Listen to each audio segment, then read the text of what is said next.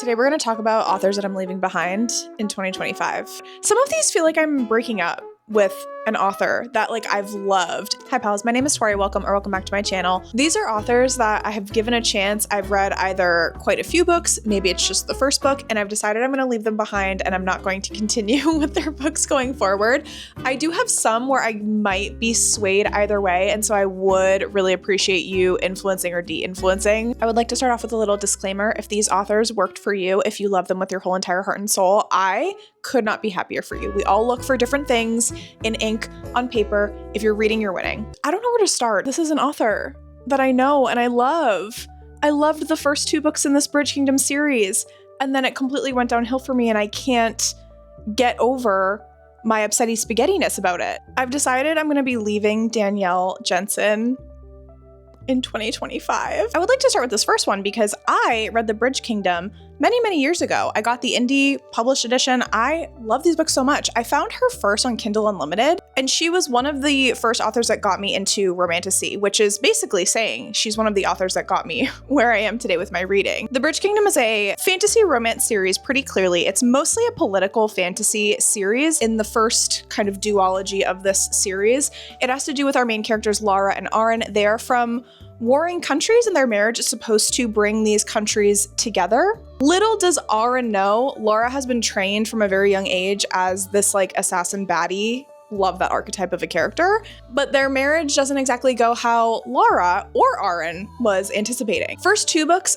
absolutely obsessed. I simply cannot reiterate that enough. I had then purchased the next two in the series. I put them down for so long. I wasn't sure if I wanted to continue with the series for a very long time. And I read The Inadequate Heir and swiftly decided I don't think that I can continue. I've heard it gets better. I'm sort of at the point in my reading where if I'm not feeling a series and I don't feel like pushing through, I think I'm just not going to. And the reason I'm saying I think I'm leaving her behind fully in 2025 is because she also put out A Fate Inked in Blood, the Saga of the Unfated series. It's just going in a different direction for me that I don't think I'm interested in. I think she's a great author. I think she's a great writer, but she's just not for me anymore. See, I told you this feels like a breakup. It's not you, it's me. The next author we're leaving behind in 2025, I fear, is S.M. Gaither.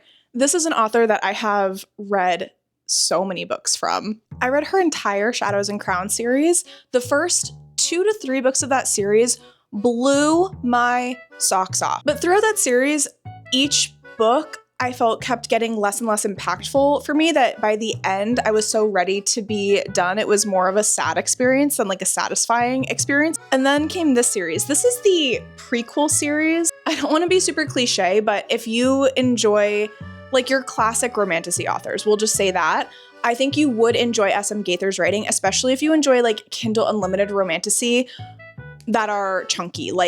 In pacing, there's big action moments and then big lull moments where you spend a lot of time with found family, character relationships, and things like that. This series did not work for me because there's so much rehashing of what happened in Shadows and Crowns that I think if you started with Shadows and Crowns and you return to the series, it's almost unreadable. Switching to an author that feels a little bit less painful to talk about because I've read one book and I've kind of realized that I don't think that this writing is for me.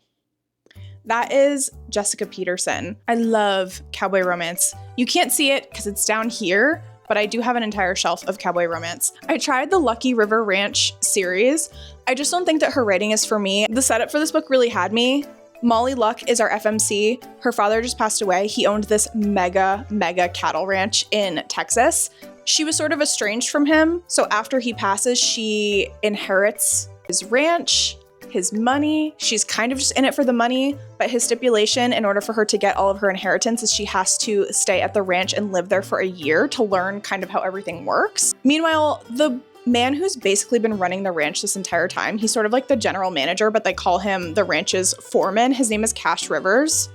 Oh, he's incredible. It was just too cutesy for me and the characters didn't feel real, and I feel like those are the vibes going forward with this one. I'm sorry, Jessica. I think that many will love you. Not for me. Another author where I saw everything I needed to see. Again, this one feels a little bit less painful than some of the others to talk about at this moment. Harper L. Woods. I think I'm going to be leaving her behind. I read The Coven. I probably wouldn't have picked up this book if it weren't for Fairy Loot. This is the Fairy Loot edition. I thought this was going to be a banger, and no one was more surprised than me to find out I did not enjoy this book. It has dark academia. I've heard it gives like Slytherin vibes. It's a romance between a headmaster and a student. So it's leaning on the darker side of romance. It's this like hidden witch school. I just didn't understand how she ever went to class. I also didn't understand how it was seen as acceptable that this headmaster was having this relationship with the student and like wasn't hiding it from anybody. And also he is like 1,000 years old, as they are in books like this. And you would think in all of that time, in all of his years, he would have experienced a woman that's like 18 years or older who was sassy and had an attitude, and yet he cannot comprehend that. And he is absolutely infatuated with this girl because of her attitude. So it wasn't super believable. And we're just gonna leave it at that. Okay, the next few are a little bit painful. You know it, you love it. It's a YA fantasy romance series. Took the world by storm. Very trendy, very book talk. Thief, FMC. She's ordinary. She's a survivor. And then we have a prince who is elite. He has magic, and he's also an enforcer, and he is trained to hunt down people who don't have magic. So we have a hunter-hunted situation. We're all familiar here. The series was so mixed for me. I thought it was a fast read. I thought it was fun, but I was shocked at how many plot lines were borrowed from other authors, and it was just okay to publish it in this way. Talk about a mix of Hunger Games and a series that can't really be named. I mean, I feel like Hunger Games should have just a mention in the front of this book. It was kind of insane. The second book, absolutely infatuated. The third book completely fell off for me. And so for those reasons, Lauren Roberts, you're being added to the pile and you're being left in 2025. This next one is a breakup for sure. It feels so painful to say this, but K.A. Lind, I'm leaving you in 2025. I loved The Wren and the Holly Library. I gave it 5 stars. It's an urban fantasy romance series. We have a thievy main girly pop. She breaks into this brownstone that's currently occupied by a monster, basically an ancient hot man. She's aiming to steal something. He catches her in the act.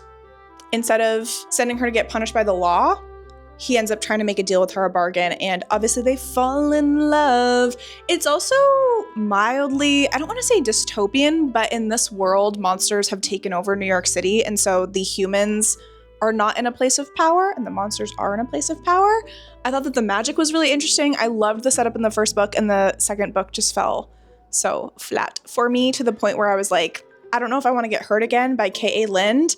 I don't know what it is about books lately or book series where the first book I'm foaming at the mouth for, and the second book is such a letdown. And I'm a Taurus, so I hold a grudge, and I just can't get past it. You have to start a second little stack over here. I'm really, really sad about this next one. This was my first romantic suspense series that I picked up at the beginning of this year, and I quickly devoured the next 2 books in the series. So obsessed.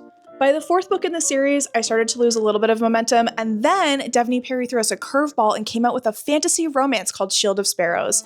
No one was more excited than I in that moment. Learning that it was coming out, going to the bookstore, buying it, reading it the same day, only to be thoroughly disappointed. Usually with those super trendy fantasy romance books, I'm eating them up. I'm riding the hype train, standing next to the conductor in my train hat, having a wonderful time. I think for Devney Perry, it's continued to go downhill. I also heard that the next couple books in the Eden series, they kind of go downhill again before it gets better. And so for those reasons, I just think that there are other authors I would rather focus on. Like, that's kind of the point of this video, is like, these authors are good from quite a few of them. I read a lot of their books, and then I'm just deciding to kind of put them down because they're not continuing to do what they did at the beginning for me. You know what I mean? R.I.P. my love.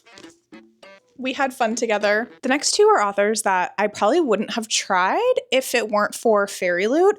I have the Fairy Loot adult romantasy box, which I absolutely love, because sometimes they'll send a book that would never have been on my radar otherwise, and reading it, I discover, oh my gosh, this is so amazing. And then other times I'm like, no ma'am, no ma'am. So one of those books was A Fire in the Sky. This is by Sophie Jordan. I would hold it up if I hadn't already unhauled it. If you want like kind of a laugh, I would actually recommend reading this book. I would recommend like a hate read of this book. The first half started off so well, but the second half completely dissolved to the point where it made me decide, Sophie Jordan, I do not think that you are for me.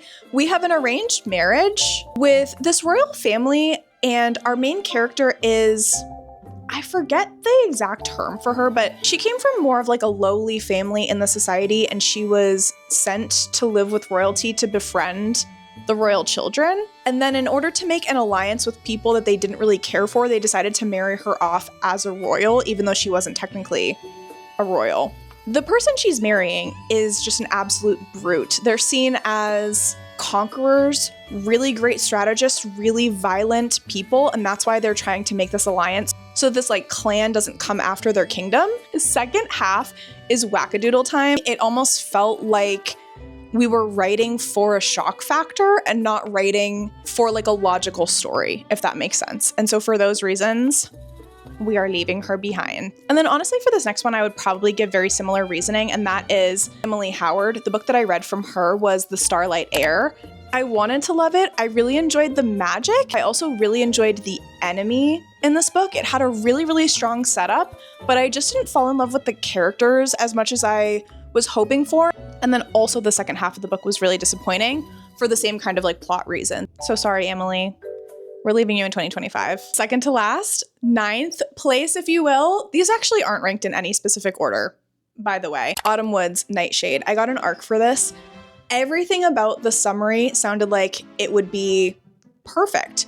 Dark academia, stunning romance, takes place in, I want to say like the Scottish Highlands, and the MMC grew up in a bunch of different places, very well traveled, but like gorgeous, cultured Renaissance. Man, like incredible.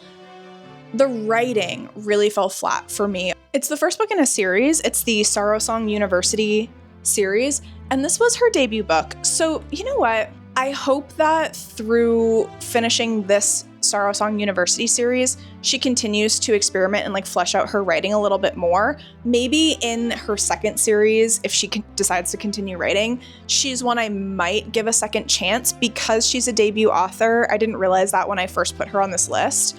I might reconsider, but for now, this final book I really need your help with. I don't know if I should leave this author in 2025 or not. I'm very undecided, and my biggest hesitancy is because these books are so long. Many books that I'm reading, especially book series, are not only long in terms of how many books are in the series, but then each book is quite a big commitment to read in terms of page length. Please don't get mad at me. I loved City of Gods and Monsters. The first half of this book, I was eating out of the palm of its hand. The second half of the book, I said, is Sarah J. Maas in the room with us? Because this really reminds me of Crescent City. I'm honestly shocked that there weren't like issues about this being so similar to Crescent City. And I know that that's an apt comparison. It's one that's brought up a lot, but the ending of this is so similar. And I use that word very heavily to House of Earth and Blood. I was like, I'm sorry, wait, what book am I reading again? And maybe it hits me harder because I loved House of Earth and Blood. The rest of the Crescent City series is a different story, but House of Earth and Blood was one of my favorite books of all time. And so this ending felt so weird, and it also didn't make a lot of sense. It really fell apart for me in the second half, to the point where I started questioning whether Kayla Edwards should continue to take up space on my TBR. I've heard so many people say, yes, it's worth it to continue. I just need a final push of whether I put these books on my 2026 TBR or not. And so my friends, here we are, 10 authors, potentially 9 authors that we're leaving in 2025. Please let me know if you have any overlap. Please let me know, what authors are you leaving behind in 2025? And this is a no judgment zone. What worked for you? What didn't? I think it's important because we have truly too many books and too little time. We have to prioritize in some ways. And these have been my prioritizations for 2026. Thank you for watching. I will see you in my next one very soon. Toodles!